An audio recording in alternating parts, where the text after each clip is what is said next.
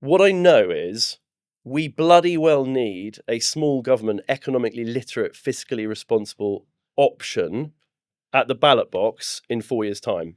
Because if we don't, this country is fucked. And it's just literally. And when I say that, I mean tens of millions of people having properly shit lives. We are becoming grindingly poor. We're making all the wrong decisions, and this is what I always go back to. What I care about is the best possible outcome is people have good jobs, highly paid jobs that are fulfilling, that aren't crap. By rights, given the way technology is going, AI and robotics and biotech, there should be tons of amazing new technology. We should have tons of high-paying jobs. The government should then have a really high tax base, and then we'll be able to pay for the NHS and elderly care and all this stuff we need to pay for. We're doing 180 degrees the wrong thing, month after month, and under regime after regime, Tories, Labour, whatever. We need an electoral alternative. And what kind of shits me at the moment is that the electoral alternatives are all being framed in terms of the immigrant discussion. I think a much more valuable thing, like reform. I have a Ugandan gardener. He's a fantastic guy. I love him to bits, right? He is genuinely frightened of the idea of Nigel Farage being Prime Minister. And I'm like, well, look, my view is if Farage and co between now and the next election articulate a really sensible economic policy and tax policy and national insurance policy and stamp duty, and if they basically do what Australia's done, and I know that means I always do this, is why I lose my thread and I cough, but if they articulate a set of policies which I think are going to make this country much better and improve the lives of tens of millions of people, I will want to look through whatever fearful stuff people have about immigration and vote for them. But I don't want the focus to be all entirely on their stance on immigrants. But sadly, I think they're doing that to win votes. I do not want a one-issue party. Exactly. I really dislike the Scottish National Party because their one issue is an independent Scotland, which I'm not in favour of. I'm a unionist. But let's be small and poor. Yeah, but I'm sorry. And then online to Brussels and Strasbourg. Yeah, fuck that. Did you? Who was it? Was it? Who was the guy? Alex Salmond did that wonderful speech about will you forgive me, an arc of prosperity, which was basically like Norway, Iceland, and it was literally like 2 or 3 months before the Icelandic banking crisis, and he was like, It was like one of the stupidest speeches ever. Yeah, I mean, among a number of other interesting things that man did. But when we have one-issue parties, it becomes too one-dimensional. Yeah, correct. We need reform, or whatever force it is on the centre-right, to have a suite of policies which sort out the UK in the way that we would like it to be. Yeah. One of my big challenges is you do have a split. You've got Rupert Lowe by himself. Yeah. You've got Ben Habib with Advance. Yeah. You've got Farage with Reform. And yeah. Let's quote unquote unite the right and have one coherent party. And you've still got the Tories. They're going to get some of that vote, right? I think they're finished. Yeah, I think they're captured by the globalists because our Babdock is a member of the WEF. Yeah, right. I think you're finished before you've even started. But that's what's so. This is what's so depressing. Is like we've only got 4 years for somebody to cobble together enough of a consensus and an alternative to this horrendous monopoly that is destroying millions of lives and making the country worse. Literally week by week, this country's getting worse. Pubs closing, hotels closing, businesses shuttering, people leaving. It's awful, right? And it's not just millionaires. Many of my friends who are future millionaires have 100%. left as well, to New York, to Dubai, to Portugal. And I mean, we can unpack that bit. This bloody, again, stupidity and incompetence. So there's this argument online. There was this left-wing think tank that came up with the most, it's just laughably bad analysis. They said, oh, well, even if 20, they're disputing the Henley and Partners analysis that says 16,500 left last year, and it's like 25,000 in the last 2 years, and it's forecast to be another tens of thousands, right? And they're saying, well, that's made up from LinkedIn analysis, and it's not a valid analysis, right? But there's no question, if you talk to any private bank or any person selling property in London and Edinburgh, and whatever, there's no question thousands of millionaires are leaving, right? But so then the next ridiculously specious argument that can only be made by an idiot, genuinely, is, yeah, but there are 3 million millionaires in Britain.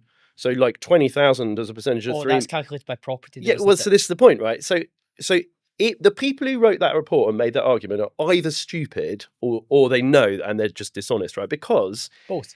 Yeah, probably stupid and dishonest. But it's just, and it's hilarious. You see these, Paul Lewis is this journalist at the BBC who I just think is so damaging to our country, as I said, and we can maybe come back to that. The guy who wrote that you should never invest in the stock market, you only should have cash. I saw that article. Yeah, I mean, just and for all the reasons you've spoken about, just equities are the driving force behind so progress. damaging to this country. That guy, as the preeminent personal finance journalist at the BBC, the national broadcaster, has a moron. Like seriously, like it's just so that how he can't see how damaging that is for this country. Everyone just keep your money in a cash ISA. Correct. No way. Yeah, we know we've basically, it depends how you cut that. We've robbed ourselves of anywhere between 1 trillion and 20 trillion pounds of wealth to the country, which is what if we'd not done that, we might all be on $80,000 a year instead of $40,000 a year, as we said. And be able to pay for the NHS and be able to pay for the elderly. Correct. And better infrastructure and all this stuff. I mean, it's just unbelievable that we can have a guy like that in post. But no, but this specious article, so he was sharing this nonsensical article that should only be written by stupid people. But so the argument, it's 15,000 millionaires out of 3 million. Okay, so that 3 million analysis includes property equity and also pensions, right? So imagine an elderly couple rambling around in a £3 million house, right? That in Surrey or Hampshire or whatever, but who are both living on really small pensions, or even a widow, and I'm thinking of actual people in my head. Rory Sutherland gives these examples. They're worried about the price of the lemon at Aldi versus Marks and Spencer. Yeah, who was that? Rory Sutherland. Yeah, that's exactly right. Exactly right. Spoke about it on my podcast. That's nice. So, and there are. I want to say there are 650,000 people over the age of 90 in Britain, right? That, by the way, is 2.5 times higher than it was 30 years ago, which is really bearish for British property, not least all the other shit going on at the moment. But so all of those, how many thousands, hundreds of thousands of people in that predicament are not contributing millions and millions and millions or even billions of pounds to our tax regime, right? So but the 20,000 people who are leaving are the ones who are. They are directly putting tens of millions in personally, and with their wider business interests, which they're now relocating to wherever, and I had a conversation with, do you know Andy Urey does Business Without Bullshit? He's interviewed me a couple of times. So a really good podcast. Yeah, so he's a tax expert, and he says like literally every day of the week he's like helping people figure out how to move their business out of the UK and move their personal affairs out of the UK.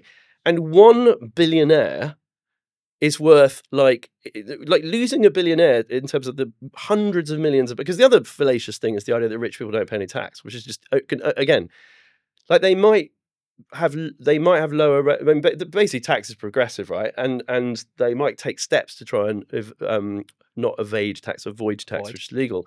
But their overall contribution to the economy is enormous. We spoke about this last time. They're also employers, massive employers. But it also makes me laugh. In what other area of life? So Dave on Facebook goes, "Oh, fucking billionaires! They're such wankers."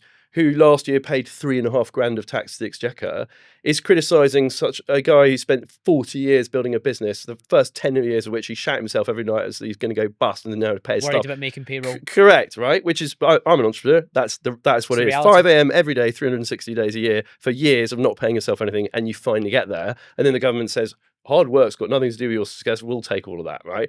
I mean, it is just insane. But the contribution, I think I said this on an interview before. Richard Branson was being interviewed, and the journalist was getting into about his personal tax. He was like, "Look, can I just stop you? I've employed 1.5 million people. If you got any, how many billions of dollars of property taxes my businesses have paid, and the time they visit, like these people are vectors for massive contribution." And then Dave on Facebook says, "Oh, fucking dude, you contributed £3,500 to the country last year, and this guy contributed 150 million quid."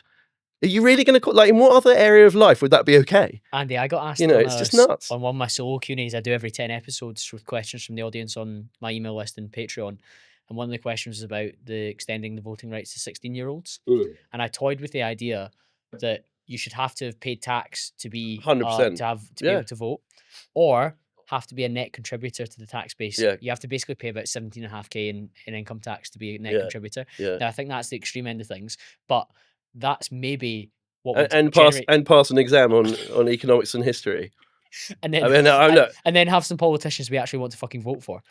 Obviously the big hot potato there is pensioners, right? Because you think about all the really because again, I mean, the idea of letting 16-year-olds vote is just, and it's also so transparently self-serving, isn't it? It's like, the old... They show up the demographic. And there's this one, which is also why you have such high immigration, because, that's Tony Blair knew that. He was the first one to know But there's that brilliant quote, was it not John Maynard Keynes, but it's a really famous quote, George Bernard Shaw, I think it was, it says, if you're not a socialist at 20, you have no heart. If you're not a capitalist at 40, you have no brain. and I think never truer word. I was really left wing at university. Really? I was a left wing. Andrew, I came out the Well, wing. and yeah, correct. You were, With yeah. based Well, I was going to say views. I was really left wing. I was reading, the Communist Manifesto, and I certainly was. I was left. Like, I basically had a real concern about, impoverished people and struggling people, but over growing up and reading 1,000 books and working in the real world, I've realised that the best outcome for people whose lives are challenged is delivered by small government and private enterprise, not by inefficient, terrible big government that robs the country of wealth. Because you need wealth. I hope you enjoyed that clip. For more on my channel, hit the link just here, subscribe, and you can enjoy the full episode.